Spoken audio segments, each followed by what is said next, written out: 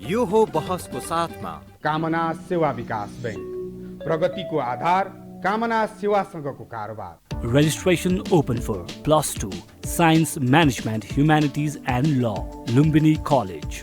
गर्वैदेखि बलियो भूगर्भ सिमेन्ट।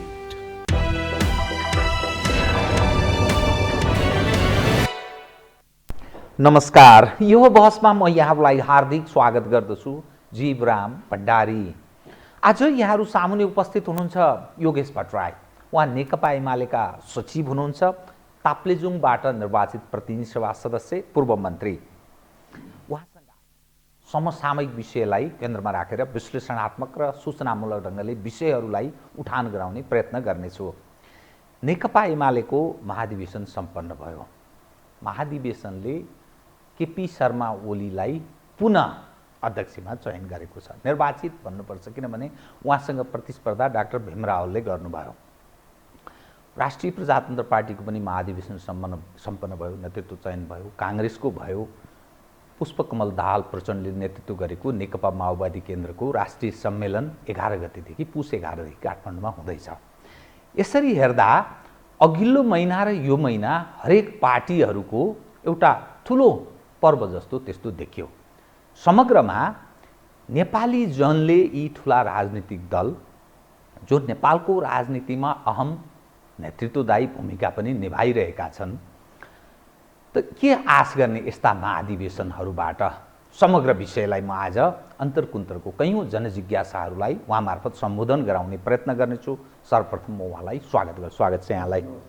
अब म सिधै कहाँ प्रवेश गर्न चाहेँ भने, मैले कतिपय लवजहरूमा तपाईँलाई के भनेको थिएँ भने, एउटा सम्भावना भएको नेकपा एमालेको पछिल्लो पुस्ताको नेता मैले भनेर भने। अरू अधिकांश युवा पङ्क्ति, खास गरी सम्भावना भएको नेतृत्व पङ्क्तिको युवा पछिल्लो पुस्ताको मध्येमा तपाईँको मानिसले नाम लिन्छन्। तर महाधिवेशनबाट कस्तो देखियो तपाईँको पार्टीमा भने, अरू पार्टीमा चाहिँ युवाहरूले क्रमशः कब्जा जमाउँदै गएको, कब्जा भन्दा नि पकड जमाउँदै गएको, प्रोत्साहित हुन थालेको। तर तपाईँहरूको पार्टीमा चाहिँ पछिल्लो पुस्तालाई ठेगान लाउने हिसाब किताब हुन थालेको अर्थ लाग्दछ। जस्तै तपाईँ सचिव त हुनुभयो, तर तपाईँलाई दिएको जिम्मेवारी अनि अरू पुस्ताहरू क्रमशः उनीहरूलाई बनाएको गौण, यो विषय मानिसले यसरी हेरे। यो मेरो धारणा भन्दा पनि आम मानिस यसरी बुझ्न थाले। अब सम्भावना भएको त हामी भन्थ्यौँ, युवा पङ्क्तिले पनि भन्थे, तर ठेगान लागेको दृश्य तपाईँहरूलाई ओलीजीले ठेगान लगाइदिनु भयो भन्ने अर्थ लाग्छ। यो महाधिवेशनलाई कसरी मूल्याङ्कन गर्नुभएको छ बताइदिनुहोस् त। म यहीँबाट सुरु गर्न चाहेँ, कृपया। एकदमै रमाइलो सुरुवात गर्नु तपाईँले। कटु यथार्थ म बताइरहेँ, मेरो विषय नै त्यसरी मैले उठाएँ। तपाईँको प्रश्नलाई म किन समर्थन गर्छु भने, बहुदलीय व्यवस्थामा अथवा पार्टी सिस्टममा राजनीतिक दलहरू भनेका सार्वजनिक सम्पत्तिहरू, सार्वजनिक संस्थाहरू हुन्। त्यस अर्थमा राजनीतिक दलहरूको बारेमा सार्वजनिक बहस हुनु आवश्यक छ, अनिवार्य छ। र तपाईँले पनि त्यो बहसको एउटा पक्षलाई उठाउनु भयो।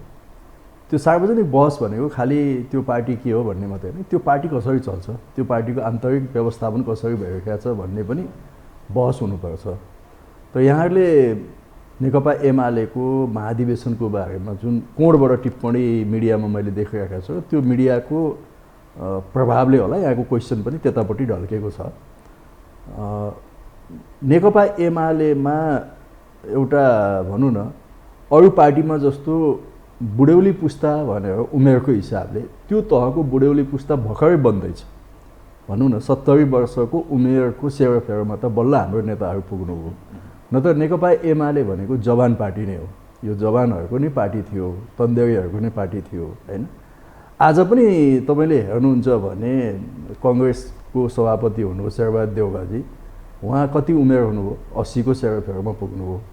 उहाँसँग प्रतिस्पर्धा गर्ने शेखरजी 75 वर्षको लगभग हुनुभयो, होइन?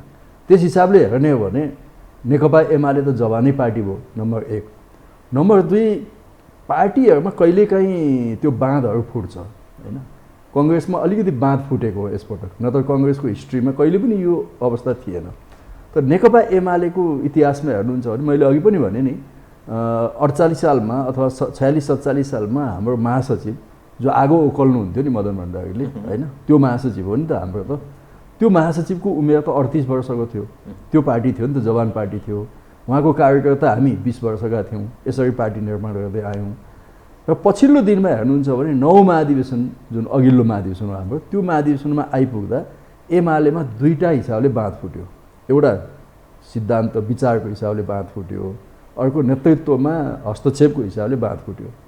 नीतिको हिसाबले हामीले 70 वर्षदेखि भन्दै आएको, पुष्पलालको पालादेखि भन्दै आएको जनवादी क्रान्ति जनवादी क्रान्ति जनवादी क्रान्ति भन्यौँ हामीले, त्यसैलाई अगाडि बढायौँ र त्यो यथार्थ पनि थियो। तर गएको 9 महाधिवेशनमा हामी कुन निष्कर्षमा पुग्यौँ भने मूलतः जनवादी क्रान्ति पुरा भए, अब हामी समाजवादमै जानुपर्छ भन्ने कुराको आइडियोलोजिकल बेस हामीले 9 महाधिवेशनमा बनायौँ। र त्यो आइडियोलोजिकल बेस बनाउने नयाँ पङ्क्तिकै साथीहरू थिए होइन, नाम लिँदा पनि हुन्छ, घनश्यामजीले त्यसलाई अगुवाई गर्नुभयो मूलतः। र सिङ्गो पार्टीको विचार बन्यो त्यो। अरू नेताहरूले पनि, उमेरले पाका नेताहरूले पनि, कमरेड केपी ओलीले पनि, माधव नेपालले पनि, झलनाथजीले पनि, सबैले त्यो विचारलाई सही नै ठान्नुभयो र हामी सर्वसम्मत विचारबाट गयौँ। एउटा बाँध नीतिगत हिसाबले हामीले त्यहाँ फुटायौँ र त्यसको निरन्तरता अहिले एमालेको 10औं महाधिवेशनमा आउँदा हामीले समाजवादको आधार तयार गर्ने भनेर एक स्टेप माथि उक्ल्यौँ।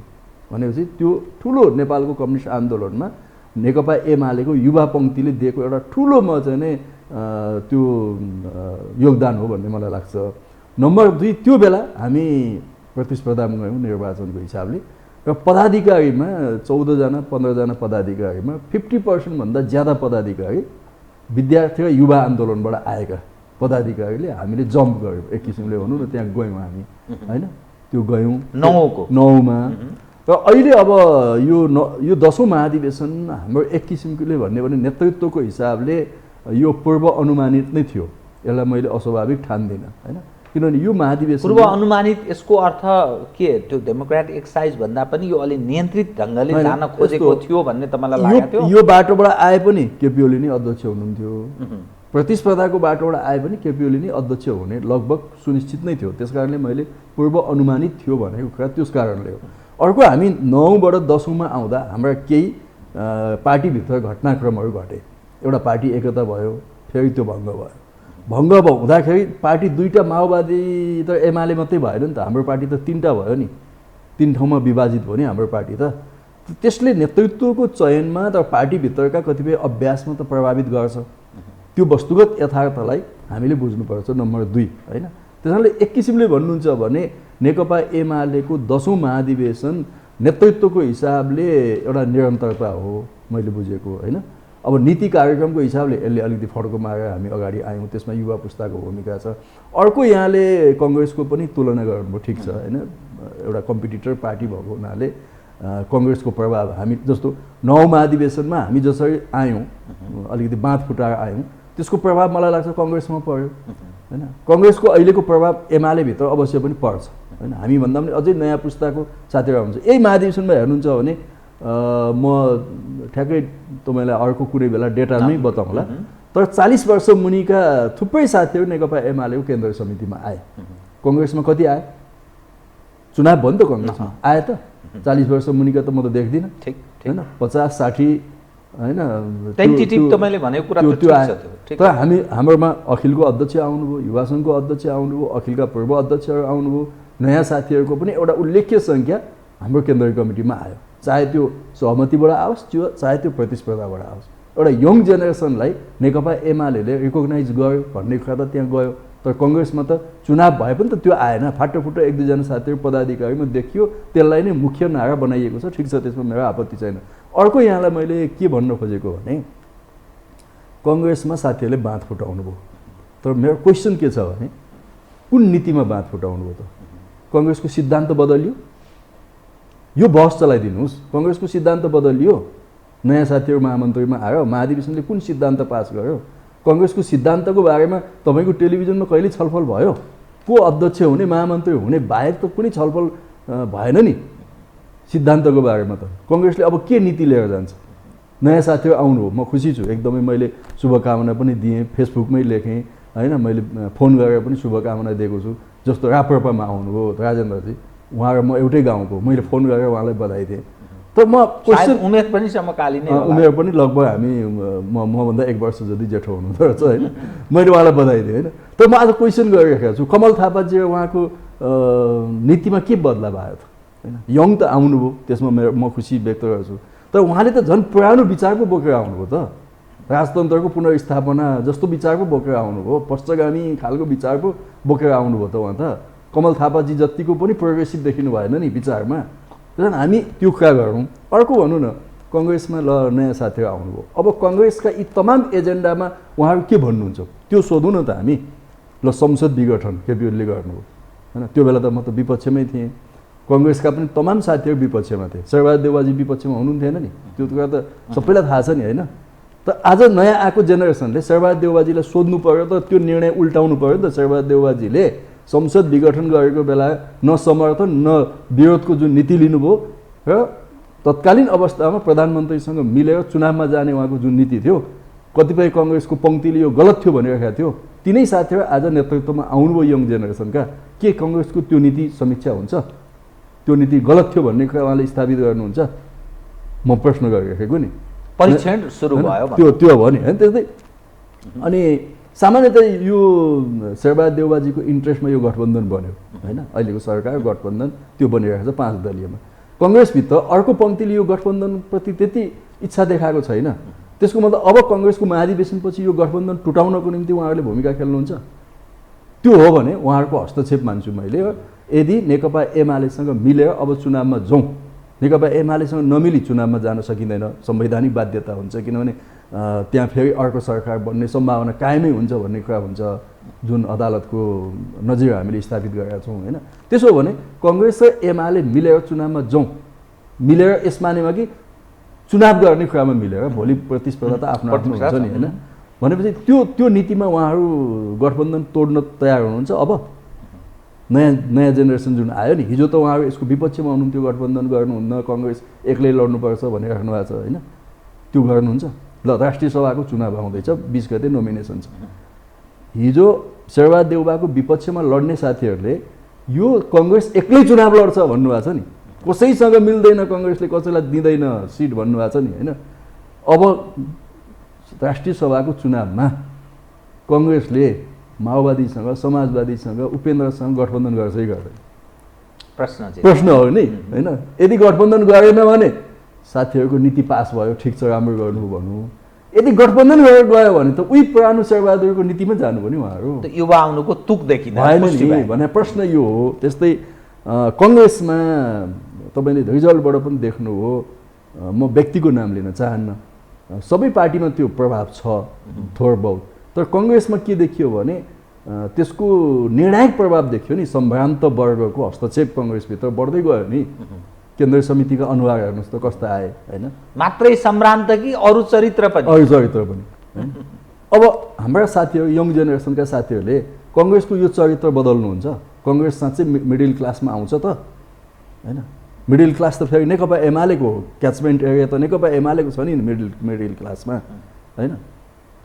एमालेलाई मिडल क्लासबाट विस्थापित गर्न उहाँहरू आउनुभयो भने त सम्भ्रान्त वर्ग उहाँहरूसँग त असन्तुष्ट हुन्छ। त्यसपछि कङ्ग्रेस कहाँ जान्छ त? त्यसैले यो वर्गीय चरित्रमा, कङ्ग्रेसको वर्गीय चरित्रको हस्तक्षेप जसरी पार्टीको पोलिसीमा, पार्टीको नेतृत्वमा भइरहेको छ, के उहाँहरू यसमा पुनर्विचार गर्नुहुन्छ? नयाँ साथीहरू यस्तै भनौँ न, नयाँ आएको साथीहरूले पार्लियामेन्टमा पनि तर विभिन्न ठाउँमा बोलेको मैले सुनेको छु। केपी ओलीले सुरु गरेका ठुला आयोजनाको घोर विरोधी हो उहाँहरू। रेलको, पानी जहाजको, ठुला एयरपोर्टको, सुरुङ मार्गको होइन, सामाजिक सुरक्षा कोषको, वृद्ध भत्ताको होइन, कनिका बाँडेर हुँदैन भन्ने वक्तव्य दिने साथीहरू आउनुभयो, ठिक छ। अब के उहाँहरू यसलाई उल्टाउनुहुन्छ? नौबिसे त्यो थानकोट नौबिसे सुरुङ मार्ग बन्द हुन्छ? हिजो पार्लियामेन्टमा त ठुला आयोजनाको त घोर विरोध गरिनु भएको थियो। इन्डिया रक्सोलबाट आइरहेको त रेल कहाँ उतै जान्छ, फर्किन्छ? त नीतिगत हिसाबले कतिको हस्तक्षेप हुन्छ? हिजोको माओवादी हिंसाको बेलाका कतिपय घटनाहरू काङ्ग्रेसको चुनावमा पनि वक्तव्यबाजी भएको मैले देखेँ। मुक्तिनाथ अधिकारीको कुराहरू, लमजुङका शिक्षक होइन, त्यो दुःखद हिंसाहरू भयो नि त्यो बेला।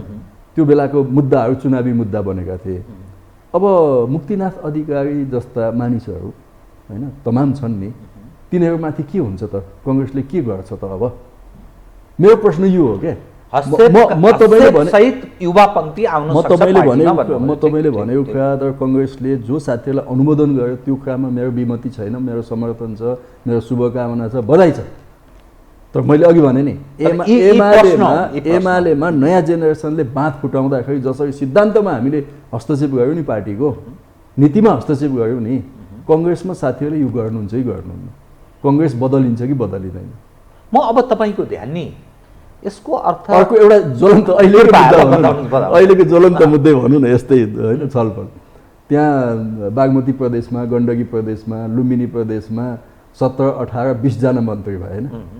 यसले के देखायो भने नि होइन, यसले के देखायो भने एउटा त यो सङ्घीयतामा प्रदेश चाहिँदैन भन्ने बहस भइरहेको थियो, त्यस्तै हो कि भन्ने एउटा कुरा। अर्को यो त्यसलाई बल दियो। अर्को चाहिँ के भने यो गठबन्धन भन्ने कुरा अथवा साना दलहरूको पार्लियामेन्टमा उपस्थितिले संसदलाई झन् खतम बनाउँदो रहेछ भन्ने छ। अब कङ्ग्रेसको साथीहरूले यसलाई नीतिगत ढङ्गले कसरी हस्तक्षेप गर्नुहुन्छ? मेरो प्रश्नहरू के आउनुभयो, मलाई खुसी लागेको छ हाम्रो साथीहरू होइन कङ्ग्रेसमा त्यो ढङ्गले आउँदाखेरि। मैले अघि पनि भने नि एमालेमा प्रभाव पर्छ, एमालेको प्रभाव त्यहाँ पर्छ। तर यस्ता तमाम प्रश्नहरूमा कङ्ग्रेसको नयाँ मोडलबाट नयाँ हस्तक्षेप नीतिगत भएन भने चटकी तालले मात्रै त हुँदैन। युवाको नामले रिजल्ट नआउने भएपछि अब जस्तो भनौँ न, ओबामा आउनुभयो 44 वर्ष जतिमा राष्ट्रपति भयो, ट्रम्प आउनुभयो 72-73 वर्षमा राष्ट्रपति भयो। ओबामा र ट्रम्प आउँदाखेरि अमेरिकाको तात्विक पोलिसी के बदलियो त भन्नु त मलाई? ओबामा हेल्थ केयर एउटा यस्तै केही 1-2वटा घटना बाहेक इन्टरनेसनल पोलिसीमा के बदलियो? ओबामाको पालामै त्यत्र युद्ध भयो, सिरियामा युद्ध त्यही बेला थाल्यो, अफगानिस्तानमा तपाईँको यता इराकमा युद्धहरू त्यही बेला भए, एकातिर युद्ध त्यसरी भयो। अर्कोतिर तपाईँ ट्रम्प आउँदाखेरि उत्तर कोरियाको राष्ट्रपतिसँग हात मिलाउन गएन? ऊ त 72 वर्षको बुढो राष्ट्रपति, एउटा एक किसिमले भने उग्र अभिव्यक्ति दिने राष्ट्रपति कसरी उत्तर कोरियाको राष्ट्रपतिसँग हात मिलाउन गयो त भन्नु त? त्यसरी यो पोलिसीहरूमा के बदलाव आउँछ हामीले हेर्ने मलाई लाग्छ त्यो हो। अब म फेरि पनि भन्छु कि कङ्ग्रेसको नयाँ जेनेरेसनको साथीहरूले कङ्ग्रेसलाई साँच्चै रूपान्तरण गर्नुभयो पोलिसीमा है, मैले भनेको होइन। कङ्ग्रेसको अनुहार बदलियो, कङ्ग्रेसको इन्टर्नल सिस्टमहरू बदलियो, काङ्ग्रेसका भित्रका पाचन प्रक्रियादेखि होइन सबै प्रक्रियाहरू बदलियो भने राम्रै मानौला। तर आएकोलाई आउनुभयो भन्ने कुरालाई म उत्साहित किन छु? उमेरलाई मात्रै आधार बनाएर त्यो साथी आएकोमा फेरि म उत्साहित किन छु भने यसले एउटा पोलिटिक्समा नयाँ जेनेरेसनलाई भित्राउने कुरा जुन छ होइन, त्यो कुरालाई त हरेक पार्टीमा सपोर्टै हुन्छ। त्यसमा म यहाँसँग अब दुई विषय, 11औं महाधिवेशनमा चाहिँ नेकपा एमालेमा युवा पुस्ताले पकड जमाउँछ, नेतृत्व पुरै लिन्छ भन्ने एक। नम्बर 2, त्यो त अब 4 वर्षपछिको कुरा हो होइन, तपाईँहरूले लिनु पनि होला, तपाईँले हामी लिन्छौँ पक्की पनि भन्न सक्नुहोला। तर यो त आवधिक निर्वाचन, अब तपाईँहरू निकट चुनावमा जाँदै हुनुहुन्छ। ओलीजी तपाईँको अध्यक्ष मात्रै होइन, सर्वाधिकारी। अब त्यो उहाँको अनुहार देखाएर, अनुहार यसमा नै मैले अनुहार नराम्रो छ भनेको होइन, पार्टी फुटाएको उहाँमाथि आरोप छ, संसद विघटन गरेर प्रजातन्त्रमाथि प्रहार गरेको आरोप छ। यत्रो बहुमतको सरकारलाई टिकाउन सक्नु भएन, यो सारा उहाँमाथिको आरोप छ। त्यो अनुहार, त्यो पर्सनालिटी तपाईँहरू लिएर भोलि के आधारमा तपाईँहरूलाई मत प्राप्त हुन्छ र बहुमत सिद्ध गर्ने या लार्जेस्ट पार्टी हुने विभाजित भएको छ पार्टी, स्वयं नेकपा एमाले विभाजित भएको छ, त्यत्रा होनार नेताहरू तपाईँहरूबाट कसरी जानु? तपाईँले उठाएको प्रश्न ठिक छ होइन, व्यक्तिगत हिसाबले त्यो केपी ओलीले पनि जवाफ दिनुपर्ने प्रश्नहरू हो, तर सामूहिक हिसाबले सिङ्गो पार्टी लिएर मैले पनि जवाफ दिनुपर्ने, खालि केपी ओलीले मात्रै जवाफ दिने होइन। केपी ओली अध्यक्ष भएको पार्टीको एउटा पदाधिकारी सदस्य हुनुको नाताले त्यसको नैतिक जिम्मेवारी मैले पनि लिनुपर्छ, त्यसको जवाफबाट म भाग्न मिल्दैन। त्यस अर्थमा कतिपय हाम्रा कमजोरीहरूप्रति हामी क्षमा याचना गरेर नै जानुपर्छ, मेरो भनाइ त्यो छ होइन। कमजोरीहरू भएका छन् होइन, अब पार्टी एकता बचाउन सकिएन, त्यसमा खालि केपी ओलीको मात्रै दोष छ त? छैन नि त होइन। त्यो बेला पनि म त मन्त्री थिएँ, मैले नजिकबाट हेरेको छु, मैले केपी ओलीसँग धेरै पटक संवाद गरेको छु, माधव नेपालसँग गरेको छु, प्रचण्डसँग गरेको छु। पार्टी एकता जोगाउँ भन्ने कुरामा हामी अन्तिमसम्म लागेका छौँ। हामीले खास गरेर त्यो बेला हामी दुईजना मन्त्रीहरू घनश्यामजी र म कयौँ पटक माधव नेपालकोमा गएर केपी प्रचण्डकोमा गएर तपाईँहरूले जसरी प्रधानमन्त्रीको विरुद्ध अविश्वासको प्रस्ताव ल्याउँदै हुनुहुन्छ होइन, यो अविश्वासको प्रस्ताव नल्याउनुहोस्, यो अविश्वासको प्रस्ताव ठिक छैन, यसले पार्टीलाई विभाजनतिर लान्छ, झन् यो रोक्नुहोस् होइन। केपी ओलीलाई 5 वर्ष सरकार चलाउन दिनुहोस्, पार्टीमा कसरी म चाहिँ शक्तिको सेयर गर्ने हो गर्नुहोस्, सरकारमा पनि सेयर गर्ने कुरा गर्नुहोस् होइन, शक्तिको बाँडफाँड के गर्नु छ गर्नुहोस् भनेर पटक पटक हामीले भनेको हो। र हाम्रो तपाईँलाई भन्छु कि त्यो अविश्वासको प्रस्तावमा सही गराउँदाखेरि हाम्रो सही छैन, हामीले गर्न मानेनौँ, त्यो हामी गर्दैनौँ, यो ठिक छैन भने प्रधानमन्त्री केपी ओलीसँग गएर हामीले भन्यौँ तपाईँ संसद विघटन गर्ने बाटोमा नजानुहोस् है। जब संसद विघटन गर्नुभयो भने त त्यो त फायर ओपन भयो नि, हानाहानु सुरु भइगयो नि, त्यसपछि झन् तपाईँ यसमा नजानुहोस्, तपाईँ रोकिनुहोस् प्लिज भनेर हामीले धेरै अनुनय विनय गऱ्यौँ। तर यसका बावजुद पनि परिस्थिति त त्यहाँसम्म गयो। त्यसैले यसमा एउटा द्वन्द्वात्मक तरिकाले हेर्दा के देखिन्छ भने केपी ओलीका मात्रै दोष छैनन् होइन, माधव नेपाल र प्रचण्डजीका मात्रै पनि दोष छैनन्, उहाँहरूका मूलतः उहाँहरू तीनजनाका कमी र दोषहरूकै कारणले पार्टी एकता टुट्ने र नेकपा एमाले विभाजन हुने, हाम्रो सरकार चाहिँ विस्थापित हुने कुराको मुख्य दोषी म आज पनि के देख्छु भने केपी ओली हो, प्रचण्डजी हो, माधव नेपालजी हो, उहाँहरू तीनजना बराबरी जस्तो तीनजना हो। अरू तलका चाहिँ नि हामीलाई दोष दिएर अरूलाई दोष दिएर केही त्यसको हिसाब किताब हुँदैन मेरो विचारमा। उहाँहरू तीनजनाको एक किसिमको भन्नु न त्यो कारणले नै हामी त्यो ठाउँसम्म आइपुग्यौँ। त यो पङ्क्ति त सबै असफल भन्ने अर्थ लाग्यो नि त होइन। यसलाई अब हामीले एउटा गम्भीर समीक्षाको रूपमा जानुपर्छ, नेकपा एमालेको तर्फबाट कतिपय कुरामा क्षमा याचना गर्नुपर्छ, आत्मालोचना गर्नुपर्छ र यसलाई एउटा दुर्घटना, राजनीतिको दुर्घटनाको रूपमा हामीले हेर्नुपर्छ। अब दुर्घटना भनेको सधैँ फेरि दुर्घटना हुन्छ भन्ने त होइन नि होइन। हामी फेरि त्यो दुर्घटनाबाट शिक्षा लिन्छौँ, हाम्रा पाठ पूर्जा बिग्रेका छन् भने बनाउँछौँ, बाटो खराब छ भने बनाउँछौँ, अगाडि बढ्छौँ भन्ने कुराको आगामी दिनको उज्यालो देखाएर नै हामी जाने हो। नम्बर 1 जहाँसम्म व्यक्तिगत हिसाबले केपी ओलीको कुरा गर्नुभयो, मलाई के छ भने कतिपय उहाँका निर्णयप्रति मेरो समर्थन नहुन सक्छ, कतिपयमा समर्थन हुनसक्छ, तर आजको समकालीन नेतृत्वमा म के भन्छु भने पार्टीका प्रमुख नेताहरू चाहे शेरबहादुर देउवाजी होस्, चाहे प्रचण्डजी होस्, चाहे माधव नेपाल होस् र केपी ओली होस्, मूलतः अहिले ठुला पार्टीहरूको अथवा नाम चलेका नेताहरू त उहाँहरू नै हुनुभयो नि। आज पनि आम जनसमुदायमा पब्लिकमा मानिसहरूको ध्यान आकर्षण गर्न सक्ने लिडर चाहिँ केपी ओली नै हो। ओली नै हो, लोकप्रिय हुनुहुन्छ। त्यो चाहिँ तुलनात्मक लोकप्रिय त्यो चाहिँ घटनाक्रमबाटै देखियो नि त। तपाईलाई अब बढी ओलीजीको अलि चाकडी बढी गर्नुभयो भन्दा भोलि दर्शकले त्यो भने तपाईले मसँग यहाँ तपाईँको ठाउँमा म र मेरो ठाउँमा तपाईँ आएर बोले पनि त्यही नै हो, यथार्थ हो। आज पनि तपाईँहरूको मिडियाको प्रमुख समाचार ओलीले नै बनाइराख्नु भएको छ, हो कि न्युज मेकर उहाँ नै भन्नुभएको छ। आज पनि केपी ओली आउँदै हुनुहुन्छ अरे भाषण गर्न भनेपछि मान्छेहरू के बोल्दो रहेछ त सुन्न जाउँ न त, उहाँले के बोल्नुहुन्छ भनेर सुन्न जाउँ न त भन्ने सङ्ख्या ठुलो छ। र आज पनि होला कतिपय चाहिँ एन्टी करेन्ट कुराहरू पनि उहाँले गर्नुहुन्छ, तर एन्टी करेन्ट पनि मानिसलाई दौडाउन सक्ने ल्यागत आजको दिनमा पनि केपी ओलीसँग छ। त एउटा अलि छुच्चो जस्तो लाग्छ यो प्रश्न गर्दा। त मैले भन्न खोजेको मैले त्यो जस्तो उहाँ जसरी बोल्नुहुन्छ एउटा हाँसी व्यङ्ग्य कलाकार भन्दा पनि बढी महाकलाकार जस्तो देखिनुहुन्छ।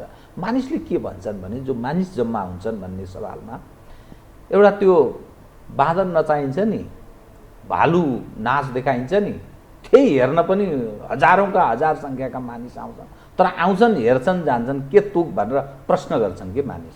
त्यो त अब अर्कै प्रश्न हो त्यो होइन। अब केपी ओलीले आमसभामा गएर सम्बोधन गरिसकेपछि कति मानिसहरूलाई राजनीतिक हिसाबले आफ्नो पार्टीमा गोलबन्द गर्नुहुन्छ भन्ने कुरा हेर्ने हो नि हामीले होइन। मानिसको भिड त आउँछ, तर त्यस पछाडि कति मानिसहरू चाहिँ एसोसिएट हुन आइपुग्छन् त भन्दा मैले आजको दिनमा के देख्छु भने केपी ओलीको स्टेटमेन्टले नै अरू नेताभन्दा तुलनात्मक हिसाबले म भन्दैछु होइन, तुलनात्मक हिसाबले आफ्नो पार्टीप्रति एसोसिएट हुन आउने सङ्ख्या एमालेमै बढी छ। म अब यहाँको एक अर्को त तपाईँको के भने त्यत्रो ठुलो राष्ट्रिय अन्तर्राष्ट्रिय शक्तिहरू लागेर नेकपा एमालेलाई तोडफोडै गर्न खोज्या हो नि, तोडफोडै गर्न खोज्या हो होइन। मूलत अन्तर्राष्ट्रिय शक्ति हो। कतिपय अब देखिन्छन्, त्यस्तो पनि देखिन्छन् होइन। अब संसदको सबभन्दा ठुलो दल, सबभन्दा ठुलो प्रभाव पार्ने दल भएको हुनाले पनि कतिपय लागे होलान् होइन। त्यसो हुँदा त्यो अवस्थामा पनि नेकपा एमालेलाई विभाजनको क्षतिबाट कमभन्दा कम क्षतिमा राख्ने काम केपी ओलीकै नेतृत्वमा भयो होइन। त्यसमा अरूको योगदान छैन भने होइन, हाम्रो योगदान होला नि। म आज पनि भन्छु नि, हामी जो 10 बुँदै भनेर आयौँ नि, 10 जना स्थायी कमिटीका साथीहरू, हाम्रो योगदान कम होइन के, तर हाम्रोभन्दा ज्यादा योगदान केपी ओलीकै हो त्यसमा होइन। तर पार्टी अझै बढी क्षतविक्षत हुन्थ्यो होला नि, किनभने एमालेबाट विभाजन हुने बित्तिकै त सत्ता हातमा थियो होइन। आज मुख्यमन्त्री हातमा छ, यहाँ केन्द्रीय सत्तामा भनेका मालदार मन्त्रालय हातमा छ, समाजवादीसँग छैन। शेरबहादुर देउवाजी कङ्ग्रेस एमालेलाई कमजोर बनाउन अझै के दिन तयार हुनुहुन्छ होइन। चुनावमा पो सहयोग गर्नुहुन्न उहाँले माधव नेपाललाई, मन्त्री त जति पनि थप्दै भयो नि होइन। कमजोर गर्नलाई गठबन्धन पो बनाउँदैनन् त शेरबहादुर देउवाजीले माधव नेपालजीसँग, भोलि हुँदैन भन्ने लाग्छ तपाईँ। मन्त्री त 2टा 4टा थप्दै भयो नि होइन। त्यसैले यो परिस्थितिका बावजुद पनि एमालेको विभाजन ठुलो मात्रामा भएन भन्ने कुरा चितवनमा आएको जनसमुदाय होइन। र आज देशभरि नेकपा एमाले जसरी आफूलाई पुनर्गठित गर्दैछ, पुनर्जागरण गर्दैछ, म आफै 8-10 दिन मेरो जिल्ला घुमेर आएँ होइन। उत्साहित हुनुहुन्छ तपाईँ? अनि विभाजनको प्रभाव खासै छैन, त्यो एक किसिमको भनौँ न। साँच्चै भनेको कि एउटा नेताको रूपमा मात्रै तपाईँ? साँच्चै हो नि, कति छ त विभाजन भनौँ न, तपाईँ डेटामा भन्नुहोस् न। बिगार्न सक्नु भएन माधवजीले? अब 10% स्थानीय तहका साथीहरू विभाजनको पक्षमा लाग्नुभयो। 10%। पार्लियामेन्टमा 20%, त्यो 40% पुर्याउनु पर्थ्यो, पुर्याउनु नसकेर माधव नेपाललाई 20%को प्रावधान राख्दै हो। त्यो थाहा छ नि त हामीलाई। माधव कमरेड एकदम बहादुर नेता हो भने त म 40मै पार्टी अर्को बनाउँछु, चाहिँदैन मलाई यो 20% भनेर आउनु पर्थ्यो नि, आउनु भएन नि, सक्नु भएन नि त। त्यसो हुनाले यसको प्रभाव एउटा त के हुन्छ भने पार्टीको विभाजन सिद्धान्तमा नीतिमा भएन र व्यक्तिगत आग्रहमा भयो भने मान्छे विभाजनमा जाँदैन। र मैले के देख्छु भने धेरै मात्रामा व्यक्तिगत आग्रहमा यो विभाजन भएको, केपी ओली र माधव नेपाल बिचको टसलले विभाजन भएको हो। टसलले त्यो तपाईँ 10 बुँदेको तपाईँले कुरा गर्नुभयो, 10 भाइको पनि कुरा गर्नुभयो। यसो हेर्दा त्यो 10 बुँदे कहाँ कार्यान्वयन भयो भन्ने एउटा विषय, 10 भाइ तीमध्ये धेरैलाई खासै त्यस्तो महत्त्व ओलीजीले दिएको अर्थ लाग्दैन। कता कता तपाईँहरूलाई महसुस भएको छैन ए हामीलाई चाहिँ ओलीजीले साह्रै हेपे, बरु माधवजीहरूसँगै अनुकूल अवस्था बनाएर हामी एकीकृत भएर गएको भए हुन्थ्यो कि भने? अब यसमा म तपाईँलाई भीमरावजीको अवस्था हेर्नुहोस्, त्यो स्थितिमा हुनुहुन्छ। घनश्यामजी तपाईँ जस्तो मानिसहरूलाई यसलाई तपाईँसँग म खुलेर एउटा कुरा बताउँछु कृपया। कमरेड केपी ओलीले हामीलाई कुनै पदहरू दिनु होला अथवा पद चाहिँ नि उहाँले दान दिनु होला भनेर हामी नेकपा एमालेलाई फुटाउनुहुन्न, एकताबद्ध गर्नुपर्छ भनेका होइनौँ। हाम्रो लागि पद माधव नेपालकै पार्टीमा थियो, ओलीजीबाट आश पनि गर्नु भएको थिएन होइन। त्यो ढङ्गले हामी ओली कमरेडसँग एकताबद्ध हुनुपर्छ भनेका होइनौँ। माधव नेपालसँग हाम्रो लागि पद थिए नि त, महासचिव थिए, उपाध्यक्ष थिए, मन्त्री थिए होइन। हामी त मन्त्री छोडेर केपी ओलीले संसद विघटन गरेको विरोध गरेका हो नि। मन्त्री कायम राख्नु खोजेको भए, पद भएको भए त त्यो संसद विघटनको समर्थन गर्दै हामी मन्त्री कायम हुन्थ्यौँ नि, हामी हट्थ्यौँ त? हटाउनुहुन्थ्यो त उहाँले? हटाउनु हुन्थेन नि, हामी समर्थन गर्दैपछि त किन हटाउनु? तर हामीलाई त्यो ठिक लागेन र त हामी हट्यौँ नि। त्यसैले यो पदको हिसाबले हाम्रो भूमिका के हुन्छ भनेर नेकपा एमालेलाई एकताबद्ध गर्नुपर्छ भनेका होइनौँ। यो इतिहासको माग हो कि आजको दिनमा नेकपा एमालेको विभाजनको कुनै पनि औचित्य छैन। वैचारिक ढङ्गले कुन नयाँ विचार बोकेर माधवजी जानुभएको छ त? मलाई बताउनुहोस् न, उहाँको विचार नयाँ के हो? एमाले भन्दा फरक विचार।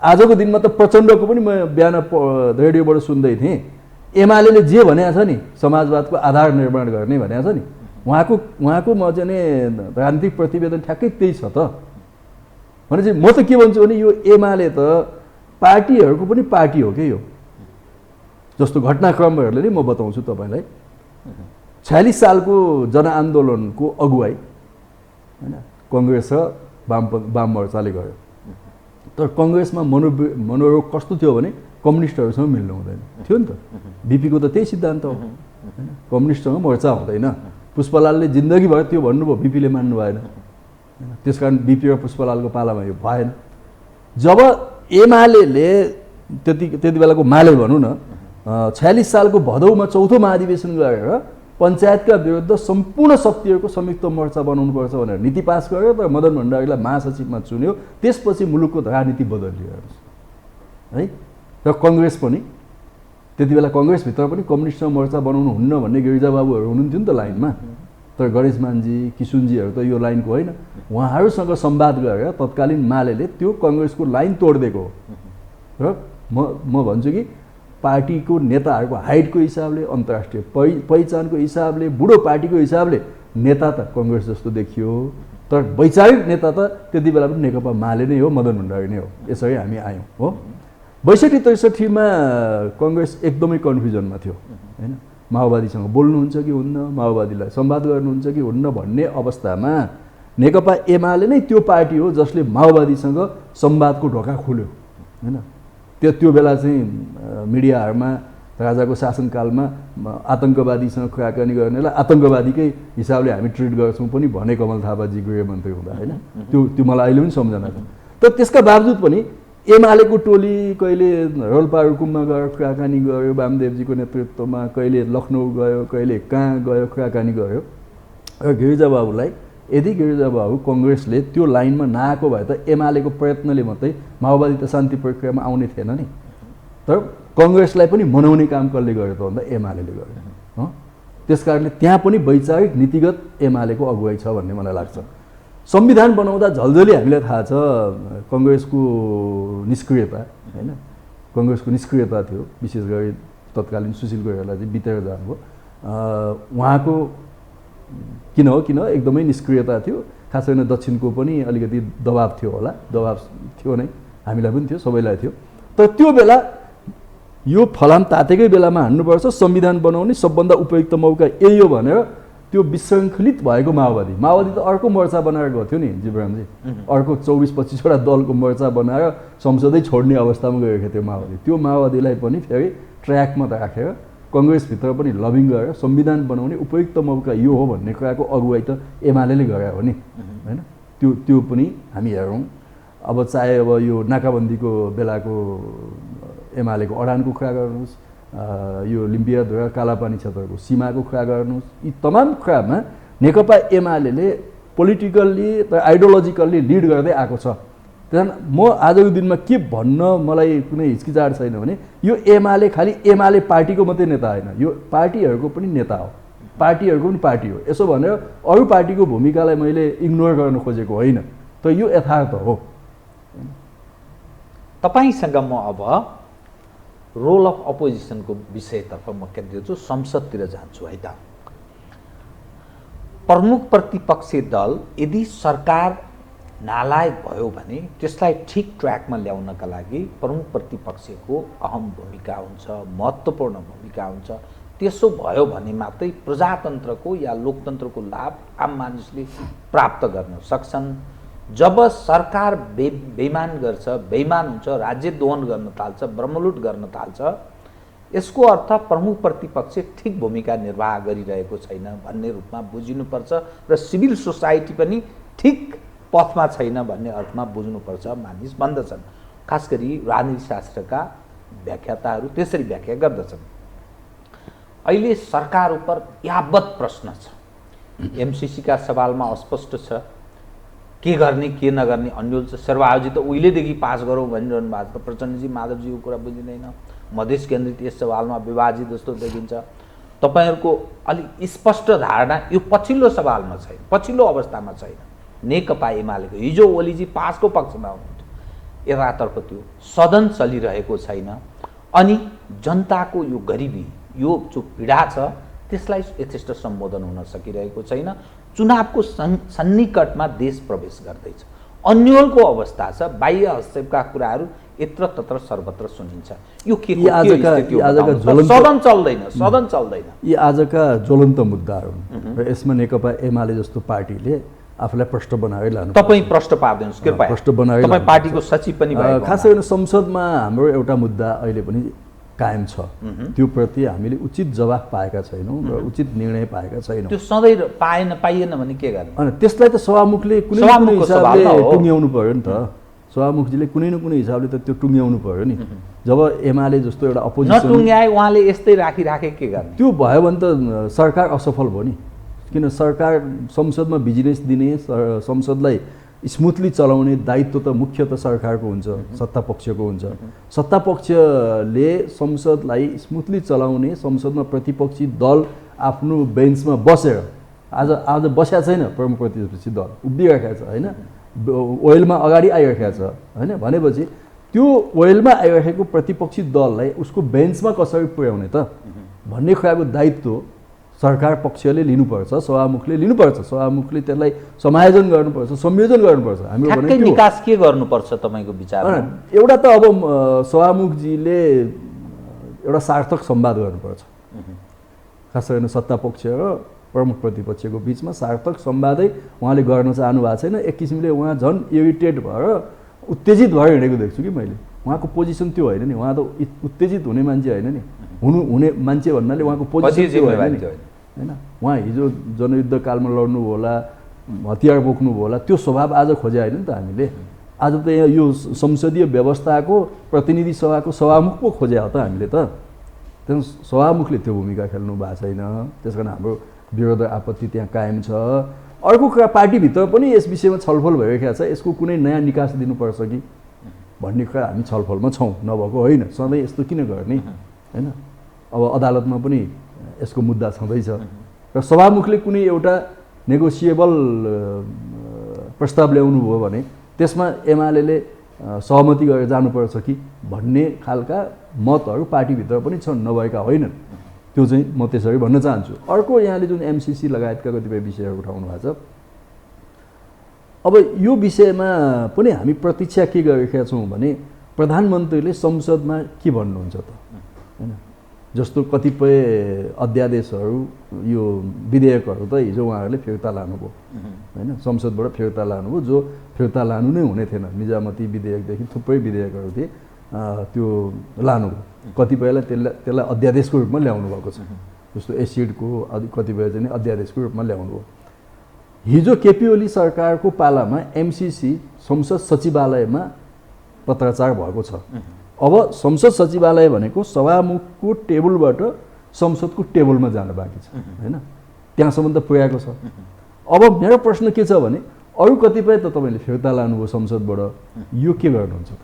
फिर्ता लानुहुन्छ, संसदमा दर्ता छ, फिर्ता लान मिल्छ सरकारले होइन। हामी फिर्ता लान्छौँ एमसिसी, अहिले हामी पेस गर्दैनौँ भन्न मिल्छ, के गर्नुहुन्छ त? हामी त उहाँहरूलाई सोधिरहेका छौँ र उहाँहरूले यदि टेबल गर्नुभयो होइन, फुल हाउसमा ल्याएर टेबल गर्नुभयो भने छलफल हुन्छ। त्यो बेलामा एमाले के गर्ने हामी धारणा बनाउँछौँ। कुनै तपाईँको पर्सनल्ली तपाईँ अहिले के भन्नुहुन्छ? पर्सनल्ली म के देख्छु भने अब यत्रो जनचासो पनि भइरहेको अवस्थामा जनताको बिचमा उठेका कतिपय आशंकाहरूलाई समाधान गरेर नै एमसिसी अगाडि बढ्नुपर्छ। एमसिसीको होलसेल विरोधी हामी होइनौँ होइन। हामीले जति प्रश्नहरू उठे नि त पब्लिकमा, अब ती प्रश्न गलत हुन् भने हामीले त्यो गलत हो भनेर बुझाउन सक्नु पर्यो नेतृत्वले होइन। यो गलत छ है, पब्लिकबाट उठेका प्रश्नहरू, यो आशंका मात्रै हो, यो होइन है, यथार्थ यो छ, व्हाइट पेपरले यो भन्छ, ब्ल्याक एन्ड व्हाइट पेपरले यो भन्छ भनेर हामीले बताउन सक्नु पर्यो होइन। जनमानसमा त्यो शङ्का छ भने पार्लियामेन्टले त्यो शङ्कालाई त दूर गरिदिनु पर्यो नि। पार्लियामेन्ट हो नि त हाम्रो अभिभावक त, संसद हो नि अभिभावक त। यस्ता कुरामा जब संसदले त्यसलाई पास गर्छ भने ती आशंकाहरूलाई कसरी हल गरेर पास गर्ने हो, त्यो कुरा त सत्तापक्षले पनि ल्याउनु पर्यो। कुनै सङ्कल्प प्रस्ताव हुन्छ कि कुनै अमेरिकन गभर्मेन्टसँग हाम्रो अर्को कुनै पूरक एग्रिमेन्ट हुन्छ कि त्यसमा। यो एउटा एग्रिमेन्ट भइहाल्यो एमसिसीको, यसलाई समृद्ध गराउनको निम्ति अर्को यसको कुनै एनेक्स त्यहाँ राख्न सकिन्छ नि त, पूरक के राख्न सकिन्छ नि त। त्यो हिसाबले अमेरिकन गभर्मेन्टसँग सरकारले कुराकानी गर्नुपर्ने हो कि होइन। यो माध्यम अपनाउनु पर्छ। म तपाईँसँग अलिक अलग ढङ्गले विषयलाई उठान गरेँ है। आज देशमा गणतन्त्र छ, हिजो राजा सहितको प्रजातन्त्र हामी भन्थ्यौँ। यसको अर्थ सर्वे सर्वा अब जनताका प्रतिनिधि छन्, जनताको शासन छ। तर जनतालाई त्यो भेगमा जनता मात्रै भन्दाखेरि अन्याय हुन्छ। जनता दुखी छन्, पीडित छन्। राजनीतिक हरेक दलभित्र विभाजन छ र सङ्कटग्रस्त अवस्थाबाट नेतृत्व पङ्क्ति हिँडेको छ। नेतृत्व उप प्रश्न छ, सर्वसम्मत नेतृत्वको पनि अभाव छ।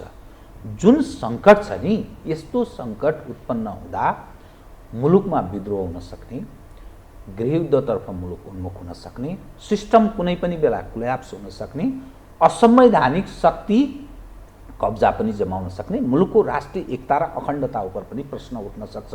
किनभने सर्वसम्म नेतृत्व पनि छैन, सम्पूर्ण गर्नुपर्ने यही संयन्त्रले छ। तर हेर्दा सम्पूर्ण संयन्त्र त्यो भन्छ नि एउटा मकिएको जस्तो त्यस्तो देखा पर्दछ।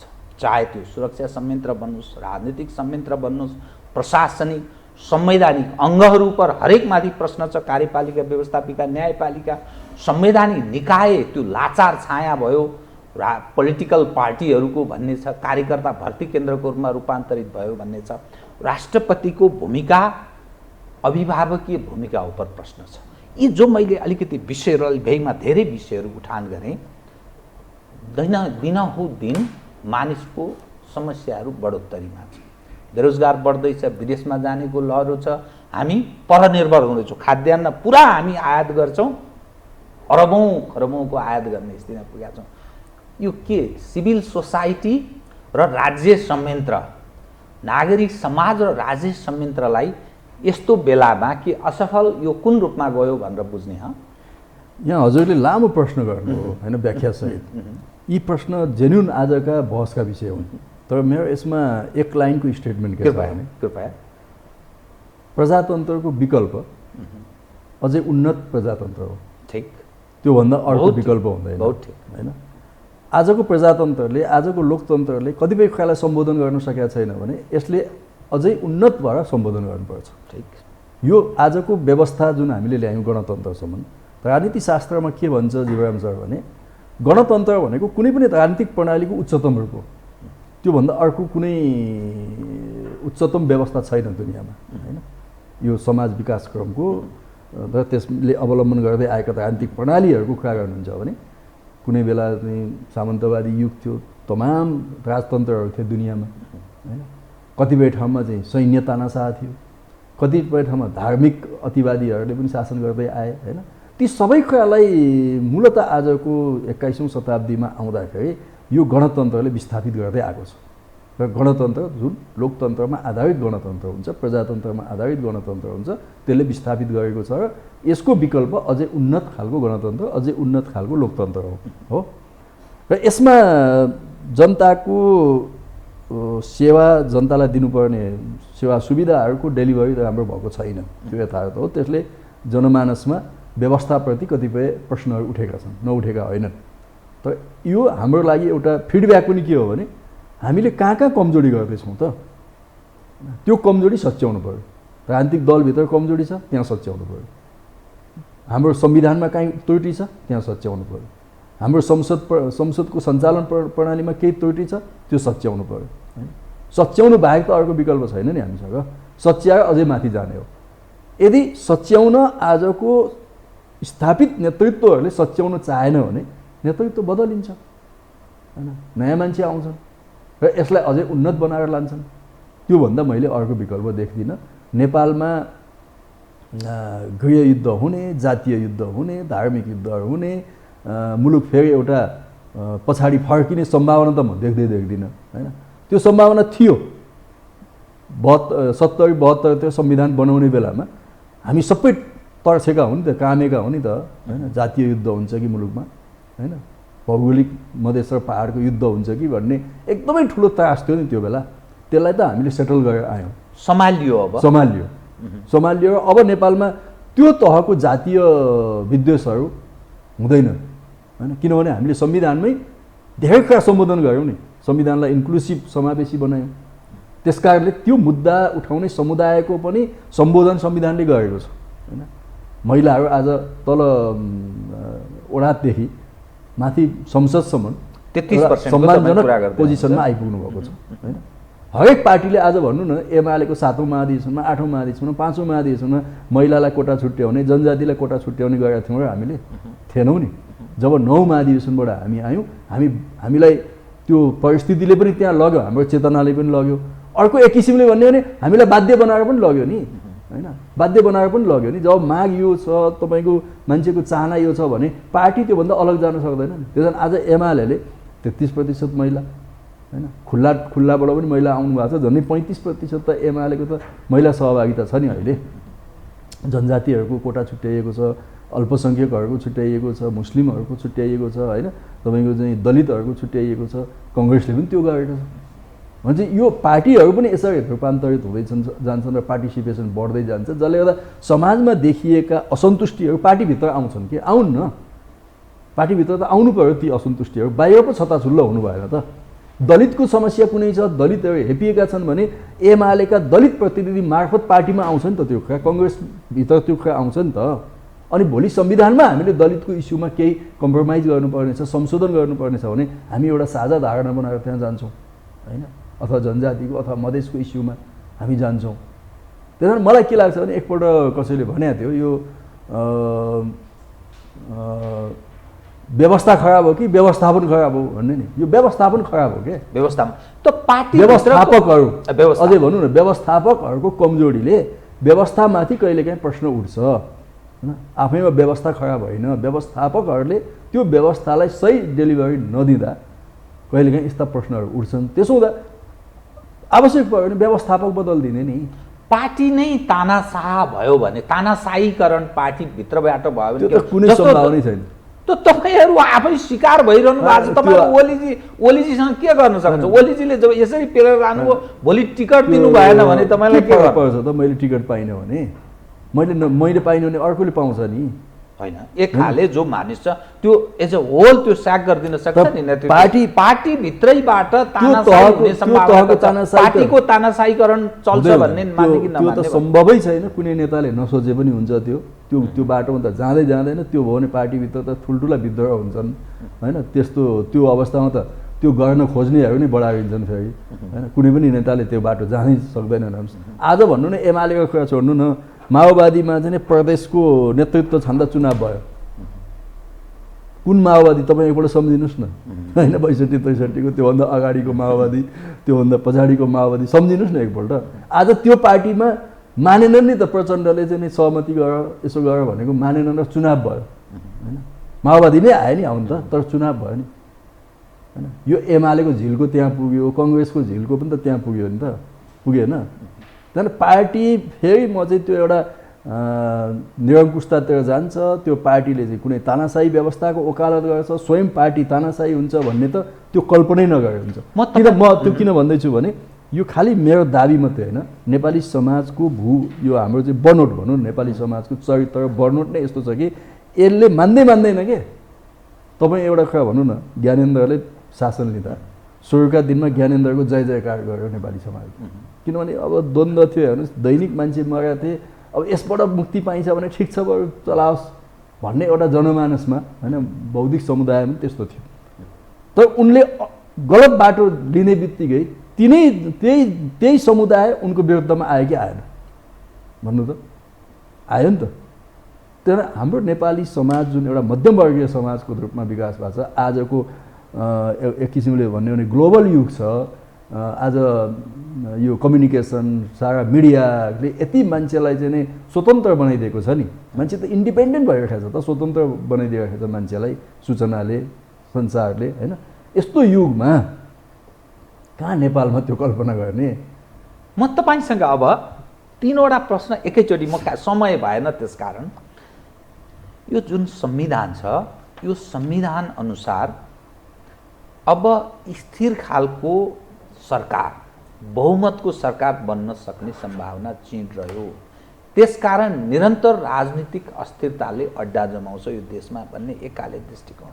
दोस्रो, चुनाव यति महँगो भयो, यो चुनावमा अहिले यसो छनक पाउन सकिन्छ। काङ्ग्रेसको केन्द्रीय सदस्यहरूको अनुहार हेर्नुहोस्, कतिपय अनुहार कस्ता कस्ता अनुहार छ, के आक्षेप लागेका मानिस छन्, कस्तो चरित्र त्यहाँ हावी छ। सायद त्यो एमालेमा पनि भोलिका दिनमा देखिन्छ, राप्रपामा पनि देखिन्छ, मधेस केन्द्रमा पनि देखिन्छ, माओवादी केन्द्रमा पनि क्रमशः देखिन्छ। यसले यो महँगो चुनाव भयो। एकातर्फ एउटा प्रतिनिधि सभा सदस्य जित्नका लागि करोडौँ खर्च गर्नुपर्छ, अर्कोतर्फ गलत मान्छे यस्तै माध्यमबाट चुनिएर आउँछ। त्यसकारण यस्तो ढङ्गको चुनावबाट अब मध्यम वर्ग, तपाईँले भनौँ मध्यम वर्ग र गरिबका लागि राजनीति भएन, त्यो सम्भ्रान्त 2 नम्बरी आर्जन गर्नेहरूको लागि मात्रै राजनीति हुने भयो भन्ने एउटा धारणा छ। त्यसकारण योभन्दा पूर्ण समानुपातिकमा जाउँ या राजनीतिक स्थिरताका लागि राष्ट्रपतीय प्रणाली या कार्यकारी जनताबाट निर्वाचित प्रधानमन्त्री, सिधै निर्वाचित प्रधानमन्त्री, यस्तो पनि मानिस एडभोकेसी गर्छन् कतिपय मानिसहरू। के भन्नुहुन्छ तपाईँ? यहाँले जुन स्थिर सरकारको कुरा गर्नुभएको छ नि, यसको विकल्प एउटै छ अब नेपालमा। के जस्तै? यसको विकल्प कि एमाले कि काङ्ग्रेस, अरू पार्टीको टु पार्टी सिस्टममै जान्छ कि पार्टीको तानाशाही चल्छ कि भन्दा चल्दैन, टु पार्टी सिस्टममै जान्छ। किनभने एउटा लेफ्ट वामपन्थी प्रगतिशील लोकतान्त्रिक धार जो समाजवादमा जाने धार हो, त्यसको अगुवाई नेकपा एमाले गर्छ। अब विभिन्न कारणले कोही ओलीसँग रिसाएर होला, कोही एमालेसँग रिसाएर होला, कोही कोसँग प्रचण्डसँग रिसाएर होला, कोही माधव नेपालजीसँग रिसाएर होला, अलग अलग जुन एउटा चाहिँ टुकुडीहरू बनाइएको छ नि, यसको म औचित्य देख्दिनँ। यी अल्टिमेटली एमालेमा मर्ज हुनैपर्छ होइन। मर्ज भन्ने भाषाले उहाँहरूलाई अलिकति पिन्छ होला, समाहित हुनुहोस्, एकताबद्ध हुनुहोस् होइन, त्यो अनिवार्य छ। यदि यो विचार बोकेर समाजवादमा जाने हो भने अर्को कुनै बाटो छैन राजनीतिक हिसाबले प्रतिस्पर्धा गर्ने। किनभने समाजवादमा जाने भनेको त आजको दिनमा पुँजीवादी शक्तिहरूसँग प्रतिस्पर्धा गरेर जाने होइन, बन्दुक बोकेर जाने होइन, हतियार बोकेर जाने होइन, सेना बनाएर जाने होइन नि, ब्यालेटबाट प्रतिस्पर्धा गरेर जितेर जाने हो नि। त्यो हो भने यही बाटोमा आउनै पर्छ। एमाले नै त्यो नीति लिएको छ, एमालेका केही खराबी छन् भने त्यहीँ सच्याउँदै जाने हो, एउटा बाटो यो हो। अर्को लिबरल डेमोक्रेसी, उदार प्रजातान्त्रिक धार हो दुनियाँमा, त्यो धारको प्रतिनिधित्व मूलतः नेपाली काङ्ग्रेसले गर्छ होइन, जो ठुला पुँजीपति वर्गहरूको पार्टी हो मूलतः। ती ठुला पुँजीपति वर्गहरूको हित रक्षा गर्ने सबै उदार प्रजातान्त्रिक शक्तिहरू काङ्ग्रेस नै समाहित हुनुपर्छ। ती बिचमा बसेर केही अर्थ छैन। त्यही भएर मलाई लाग्छ कि यो चुनावले, आउने चुनावले यसलाई केही न केही दिशानिर्देशन गर्छ मेरो विचारमा। त्यसो हुँदा एउटा स्थिरतातिर जान्छ, नत्र भने प्रदेशमा 28 जना 20 जना मन्त्री बनाउँदै हिँडेर यो हुँदैन। नम्बर 1 मेरो त्यो धारणा छ। त्यही दिशामा नेपालको राजनीति जान्छ। अर्को भनौँ न, बिहारमा कुनै बेला गुन्डाराज थियो होइन, हामी यहाँ बिहारी शैली भनेर भाषण गर्थ्यौँ होइन, आज हामी बिहारी शैली भनेर भाषण गर्दैनौँ। त्यहाँ सुधार भयो, त्यो सुधार भयो, त्यो उपमा हामी दिँदैनौँ होइन। नितेश कुमार आउनुभयो, अरू आए होइन, हिजो तल ठेक्का कब्जा गर्ने गुन्डाहरू होइन, त्यहाँ चाहिँ नि बलात्कार गर्दै महिलालाई बलात्कार गर्दै हिँड्ने फटाहरू होइन, ती लम्पटहरू, तीमाथि त सशक्त कारबाही भयो, कतिपय त इन्काउन्टर पनि भयो होला होइन। आज सामान्यतः बिहार अलिकति सिभिल सोसाइटीतिर नै गइरहेको छ, परिवर्तन भएको छ होइन। भोलि नेपालमा पनि यदि राजनीतिभित्र अथवा समाजमा त्यस्ता खालका गलत तत्त्वहरू हाबी हुँदै गयो भने कुनै यस्तो बेला आउँछ कि तिनीहरूमाथि कठोर नियन्त्रण हुन्छ। कठोर नियन्त्रण गर्नैपर्छ। ती समाजका प्रदूषित तत्त्वहरू हुन्, तीमाथि कठोर नियन्त्रण हुन्छ होइन। चाहे त्यो तल ठेक्का कब्जा गर्ने हुन्, चाहे त्यो तल जबरजस्ती गर्ने हुन्, पार्टीको चुनावमा चाहिँ जबरजस्ती गर्ने हुन्, अन्तर्पार्टी चुनावमा जबरजस्ती गर्ने हुन्, संसदीय चुनावमा जबरजस्ती गर्ने हुन्, यीमाथि कठोर नियन्त्रण हुन्छ, गर्नुपर्छ। त्यो कसैले गरेन भने पनि भोलि आउने नेतृत्वले त्यो गर्नुपर्छ। नम्बर 2, चुनाव महँगो छ, एकदमै सही कुरा हो होइन। मैले त अस्ति पनि भनिसकेँ, अब हामी जस्ता मान्छे त लड्नै सकिँदैन, कहाँबाट लड्ने होइन। हिजो पो पार्टीको आडबाट लडिन्थ्यो, अब त चुनाव भनेको सबै ठेकदार हेर्नुहोस् होइन। पैसा ल्याऊ उम्मेदवारले, कार्यकर्ता परिचालन गरेर उम्मेदवारले, भात खाने बन्दोबस्त गरेर उम्मेदवारले, यो त सम्पूर्ण होलसेल ठेक्का उम्मेदवारले गरिरहेका छ। यसरी एउटा मध्यम वर्ग, तल्लो वर्ग राजनीतिमा आउन सक्दैन होइन। त्यसैले निर्वाचन आयोगले जुन कोड अफ कन्डक्ट बनाएको छ नि, त्यो निर्वाचन आयोग के हेरेर बस्छ, कारबाही गरेन, मेरो उम्मेदवारी खारेज गरेन यदि मैले गलत ढङ्गले प्रचार प्रसार गरेको छु मेरो क्षेत्रमा भने मैले चाहिँ रङ्गीन पोस्टर निकालेको छु, मैले भोज भतेर लगाएको छु, मैले गाडीका ताँती लगाएको छु भने मेरो उम्मेदवारी खारेज गर्न सक्ने अधिकार छ नि त निर्वाचन आयोगसँग। त्यो गर्नु पर्यो होइन, त्यो गर्न सक्ने हैसियत भएका निर्वाचन आयुक्त प्रमुख आयुक्तहरू हुनु पर्यो, उहाँहरूले गर्नु पर्यो, म त्यो भन्छु। र पार्टीहरूले पनि त्यसमा रूपान्तरण खोज्नुपर्छ म भन्छु। अर्को यहाँले जुन प्रश्न उठाउनु भएको छ यो विगतमा पनि छलफल भएकै हो, प्रत्यक्ष राष्ट्रपति अथवा प्रत्यक्ष प्रधानमन्त्री। आज पनि मेरो व्यक्तिगत मत के छ भने नेपाल जस्तो मुलुकमा प्रत्यक्ष प्रधानमन्त्रीको इलेक्सन गरेर जाने र संसदलाई पूर्ण समानुपातिक बनाइदियो हुन्छ। त्यसो हुने बित्तिकै संसदमा तपाईँको चाहिँ व्यक्ति लड्दैन, पार्टी लड्छ र पार्टीको मतको आधारमा समावेशी चरित्रबाट त्यहाँ आउँछ। प्रधानमन्त्री जो पपुलर हुन्छ उसले चाहिँ नि मुलुक चलाउँछ, उसको सरकार हुन्छ। उसले गलत गर्यो भने पार्लियामेन्टले चेक एन्ड ब्यालेन्स गर्छ होइन, नियन्त्रण र सन्तुलन। अब यसमा अनेक आशंका गर्छन्, एउटा तानाशाह जन्मिन्छ कि अर्को जन्मिन्छ कि रिस्क त चुनौती त हरेक व्यवस्थामा हुन्छ नि, नहुने होइन नि, चुनौती हुन्छ न हरेक व्यवस्थामा। त्यहाँदेखि म त त्यो बेला पनि प्रत्यक्ष प्रधानमन्त्रीको निर्वाचन जुन एमाले अगाडि सारेको थियो नि त्यो धारणा, म त्यसको पक्ष पोषण गर्ने मान्छे हो। आज पनि मलाई त्यो विचार सही भन्ने लाग्छ। तर के छ भने अब एमाले चाहेर मात्रै हुँदैन, कङ्ग्रेस के भन्छ होइन, माओवादी साथीहरू के भन्छन्। माओवादीको त प्रत्यक्ष राष्ट्रपति थियो पहिलो संविधान सभामा, दोस्रोमा आउँदा उहाँहरूले त्यो छोड्नुभयो। किन छोड्नुभयो भने पार्टीको प्रभाव घटिहाल्यो, प्रत्यक्ष राष्ट्रपति भयो भने त प्रचण्डले जित्नु आफूले पाइँदैन होइन, जित्नुहुन्न भनेपछि उहाँहरूले त्यस आधारमा त्यो मत छोड्नुभयो होइन।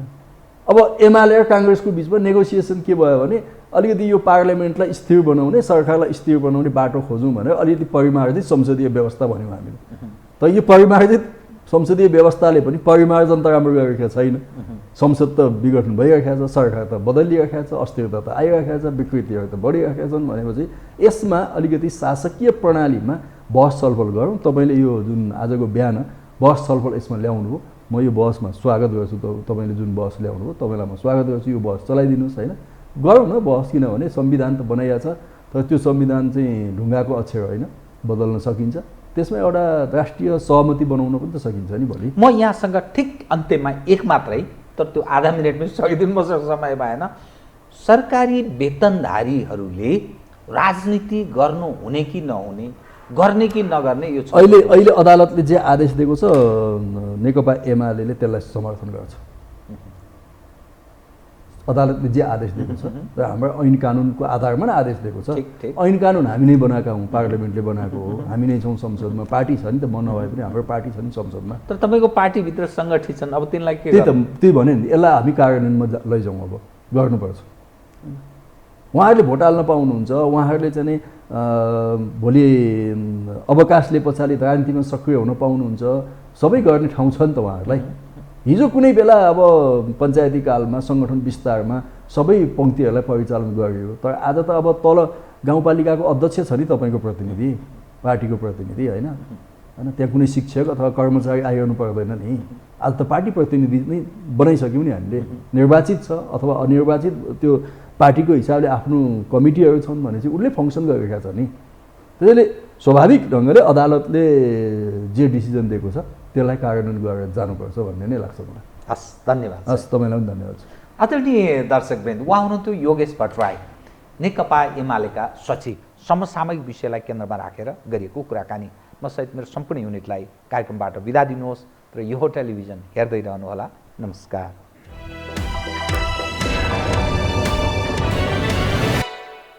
यो हो बहसको साथमा कामना सेवा विकास बैंक, प्रगतिको आधार कामना सेवासँगको कारोबार। Registration open for +2 Science Management Humanities and Law, Lumbini College. गर्वैदेखि बलियो भूगर्भ सिमेन्ट।